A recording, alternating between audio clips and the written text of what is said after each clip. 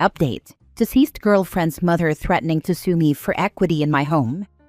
Original post: my girlfriend and I were together for 7 years. She passed away 2 years ago. She lived with me for 5 of the 7 years we were together. I bought my home a year into our relationship. I was the only one on the mortgage, and now I own the home. I came into full ownership of the home after she passed. My name is also the only one on all bills. My girlfriend did not pay rent. My girlfriend's mother has contacted me and informed me that she intends to sue me for equity in the home, claiming that she has proof my girlfriend invested in the home and paid to have renovations done. We renovated one of the bathrooms and a bedroom, and I paid all costs related to that. She contacted me via her family attorney, who I looked up and don't believe practices this type of law. He appears to specialize in wills and estate planning. She is saying I owe my girlfriend's estate $100,000. I have no idea where she could have even come up with that number. For what it's worth, my girlfriend's mother has never liked me and has been particularly vicious toward me, including an accusation that I was responsible for my girlfriend's death. She died of natural causes. I have not spoken to her since that outburst, which was shortly after my girlfriend's funeral. Her mother was the executor of my girlfriend's estate. My girlfriend's family, including her father and siblings, have always supported me and have denounced her mother. Basically, I am wondering if I actually need to worry about this and what questions I need to ask when I meet with an attorney on Monday. My name is on everything. I can't even find any receipts or anything that has her name on it. The fact that this is coming from an actual attorney has me a bit spooked. I received the notice yesterday. Thanks for your time. Edit: by saying came into ownership of the home, I meant to say I paid off the mortgage. Sorry for any confusion. To clarify some things, no, her name has never been on the deed to the house. And no, we did not share bank accounts. I paid for everything out of my own accounts. The mortgage, the renovations, everything. She at no point contributed to these. Now for the top advice before reading the update. Did she have a will? Who was the beneficiary of her estate? She did have a will. It left everything to her parents. Was she ever on the deed? Your post mentions that you came into full ownership after her death, which implies she was on the deed. What I mean by that is I paid off the mortgage after her death. If your girlfriend was never on the deed, and there is no written agreement or documented financial contribution toward ownership, her estate has no legal claim to any equity in your home. Probate court cannot award assets the deceased did not legally or equitably own. Any claim to equity would have to go through the civil court, where the estate would need to prove she had a financial interest based on something like unjust enrichment or a constructive trust. That is a high bar without clear supporting evidence. It's possible this is more of a pressure tactic than a serious legal claim. If a lawsuit is filed, your attorney can advise whether it qualifies as frivolous and whether it would be appropriate to pursue recovery of your legal fees. Based on what you've described, the claim appears very weak. Since she didn't even pay rent, the mom can't even try to claw back that as an investment in the home. Your girlfriend literally lived there for free, and the mom wants to grift $100K off you? You should file a complaint against the attorney who sent you the letter with the Bar Association and let the mom know you'll be doing it. I'm a lawyer, but not your lawyer, and not licensed in your state. People threaten to sue all the time, especially if they think the person they are threatening has money or will freak out and give them something just so they won't sue. People hear words like lawsuit and 100,000 and freak out. Don't do that. If she contacts you again, just let her know that you'll respond to anything properly served on you, and then stop responding to her. Seriously, block her if for no other reason than for your own mental health. If you're served with a lawsuit, hire a lawyer and go from there. If it were me, I wouldn't spend money on a lawyer just in case. I say that because until you're actually sued and have an actual complaint, a lawyer can only give general and speculative advice on something that may or may not even happen. Now for the update. First, I would like to thank everyone who expressed their condolences to me regarding my girlfriend. It's been a very difficult road since she has been gone. Secondly, thank you to everyone who sent me advice and support for navigating this. I just want to tell my experience. I ended up meeting with 3 different lawyers, 2 free consultations and 1 paid. I went with all of the documentation I had, and all three pretty much told me the same thing. Unless they had something I didn't, they did not see a case where her mother had any sort of claim to try to get anything from me. We even went over Cash App and Venmo transfers, and while she did send me money through those, the money I sent to my girlfriend was more than what she sent me. The attorney I paid for the consultation offered to write a legal response to the letter on my behalf at no additional cost, with the understanding that should she move forward with a lawsuit, I would have to begin making payments toward their service if I wanted to retain them. I agreed to that. They allowed me to read their response and broke down the legal terms I didn't understand before sending it. I agreed, and they sent it. This was yesterday morning. Earlier this afternoon, I got a phone call from the attorney's office stating that they had received a response. The attorney then got on the phone with me personally to let me know that the response they received from her attorney stated that she would not be pursuing the matter further and to consider the matter closed. I know that my experience will not be typical of what may happen with others, but I wanted to make this update, and again, thank everyone for their support and advice. Mom tried to see if OP was a sucker or a rollover, and lost. People need to know, you can hire a lawyer to write a letter. It doesn't mean it has any merit or weight. OP says the letter was sent via her family attorney. Chances are the mom spun him some story and he believed her. She has now shown the lawyer that she is not to be trusted. It's such a dumb thing to sue over, to be honest. Even if she had put in money for the house, it's not an estate. It's not marital property because they weren't married. And upon her death, particularly without a will, the estate goes to the owner of it. She had no legal claim on anything. Even if they'd broken up and the girlfriend tried to sue for equity, she wouldn't have been able to. So her mother trying to do it on her behalf is just bananas. Not married, not on the deed. Even if she had put money into it by living there or adding to renovations, it just doesn't matter. It's like trying to sue the landlord of a tenant that passes because they painted the home and added a few additions. So I want to sue for equity. Bananas. Glad he got closure. Next story. Am I the a-hole for not letting my sister and her family stay in my home, even though I'm hardly ever there? I work at a fly-in fly-out construction site. I get paid very well, and I enjoy my work. But the best part, besides the pay, is that I work 42 days in a row, then I get 21 days off. Like I said, I get paid well for what I do, so I tend to do whatever the heck I want. I bought a truck 10 years ago. It has 32,000 miles on it. I'm never home to drive it. I bought a house partly as an investment, partly as a place to keep my stuff. I'm there maybe 30 days a year. I'll give an example. I just got back from Colombia. I spent almost 3 weeks just traveling around, checking out cool stuff.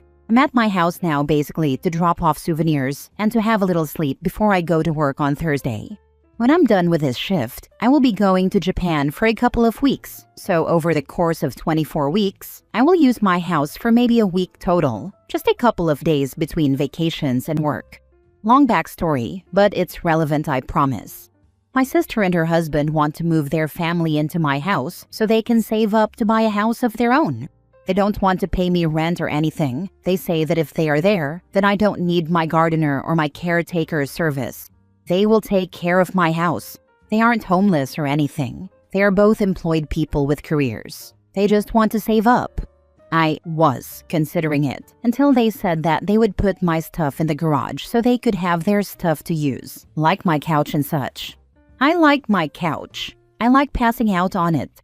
I like my stuff in my house my way. I like that the lawn is always mowed and that my fridge has a couple of days worth of my favorite food whenever I'm in the house. I said no. I told her I would help them with a loan for a down payment, but that my house was not for rent. She is angry now, saying that people like me are the reason there is a housing shortage. I'm not sure how. I don't buy multiple houses. I'm not a landlord. I just have one house that I like to have as a home base. So, am I the a-hole? Not the a-hole. This sounds like a disaster waiting to happen. If you feel something, just give them some cash as a loan and never expect to see any of it ever again. I offered that. Not the a-hole. They would make you a guest in your own home and put you in the guest room. Possibly, they would have such a sweet deal, they wouldn't want to move out. It sounds like they're trying to take advantage of your generosity without fully considering you. I am willing to wager my immortal soul that they won't save a dime toward buying a home. I'm also willing to bet that the gardening or caretaking services would taper off, and soon OP would be the bad guy for making them into slaves in the home. And once they were enjoying the free lodgings, utilities, and food, it would take dynamite to dislodge them. OP's looking around his lovely happy home and saying, "You know what I could use? A litter of parasites." Not the a-hole. They don't want to be caretakers. They want to be tenants who don't pay rent. And they want to move your stuff out? The audacity is insane. You made the right call. Nah, tenants pay rent. They want to be squatters. Not the a-hole. Next story. Am I the a-hole for telling my mother-in-law to stop controlling what we buy for our home? I'm 24, recently married, and trying really hard to build a home with my husband. We just moved into a small rental a few months ago. It's not fancy, but it's ours. Well, supposedly. Here's the thing. His mom lives nearby and acts like she still runs our house. Like full-on CEO energy. Every time I try to buy something for the place, literally anything, she butts in. Curtains? Too dark. Plates? Don't match the kitchen. I once bought a laundry basket and she said it was a waste of money because we could just use the old one from her house. At first, I let it slide. I told myself, she means well, but it just kept getting worse. One weekend, I used my own money to buy a small table and a few kitchen supplies from the market. Stuff we honestly needed. My husband was okay with it. I was happy. Then she came over, looked at the stuff and went, "Who told you that you could buy that? I'm the one in charge of the things here." She basically told me I don't get to decide what we put in our own house. Like, what? I lost it. Not yelling, not screaming, but I told her very clearly that she needs to stop. That she has her own house, her own furniture, her own decisions. This one's ours now, mine and my husband's. We're not her roommates. We're adults, and I need her to respect that. She went silent for a second, then said I was disrespecting her and stepping out of line. She told my husband I'm being controlling and ungrateful. And now, he's weird about it. He's not taking sides, just keeps saying, "Let's not make it a big deal." But it is a big deal. I feel like I'm constantly being told I'm out of place in my own home. I'm walking on eggshells in a space that's supposed to be safe. I don't even want to buy a mug anymore without second-guessing. I don't know. I feel like I snapped because I'd had enough. But maybe I was too harsh. Maybe I should have waited and let my husband handle it. But he wasn't handling it. He never does when it comes to her. So now I'm here, second-guessing myself, again. I told my mother-in-law to stop deciding what we buy for our house and that it's our space, not hers. I stood my ground, but she called me disrespectful, and now my husband's acting weird. Am I the a-hole? Now for the top comments.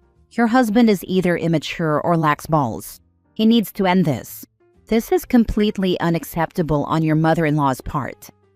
Exactly my thoughts. He really needs to step up and draw the line before things get worse. I'd smile and agree with him. Then when she starts again, "Ah, no. Remember husband said we aren't to make a big deal of this." Then smile and continue what you're doing. If you're shutting her down, you're the one not trying to make a big deal of it while she's needling you. If she has a key, take it back. Rekey the house. Stop answering the door for her. And every time she talks crap, cut her off. You're right. Boundaries only work if I enforce them consistently. Time to follow through. Better yet, ban her from your house and tell your husband that until he grows some balls to stand up to his mother, he can go live with her. Not the a-hole. Honestly, if this was my husband and he acted this passive about his mother overstepping, I would have told him to go live with his mommy because he clearly doesn't want a wife. Thank you for your perspective. I'm really hoping he steps up soon because this isn't sustainable for our marriage. There's no hoping in this. You need to sit down and have a talk. Not a fight, but a clear talk with him about his mom and her insane behavior. Next story. Am I the a-hole for postponing the wedding when my fiancé was demanding to be paid back the money he paid for his late wife's surgery? I, female, have been with my fiancé Jake for over a year. His late wife died from illness. We were supposed to be in the middle of wedding planning, but something came up and I had to postpone as a response.